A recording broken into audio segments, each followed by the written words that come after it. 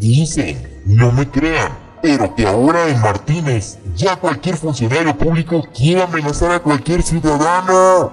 Bueno, aquí el vivo ejemplo de un servidor público que a ver si tiene cola que le pisen. ¡Ahí te va! Y lo que me dice es que me va a partir la madre. Y yo lo que le dije, bueno, mi mamá no tiene nada que ver en esto. Tienes tanto valor y tanto es el coraje que me tienes, pues aquí estoy en la calle y estoy a tu disposición. Entonces que me dije, vas y chingas a tu madre. Y le digo, bueno, tranquilo, le digo a Andrés, le digo, mira, para que tú puedas acusar o decir algo de alguien, pues tienes que tener las pruebas. Yo no sé qué le da más valor, el traer un guarura o el saber que tiene el poder de usar la fuerza pública.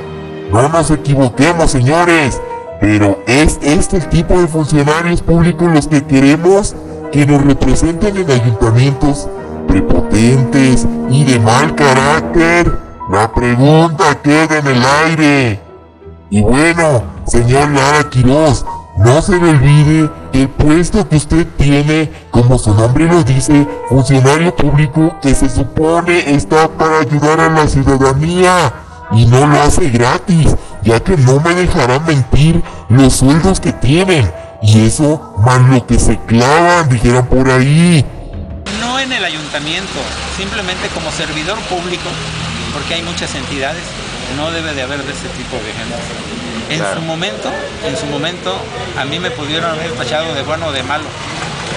Eso lo dejo a la conciencia del ciudadano, porque también no soy pepita de oro para caerle bien a todos. Claro.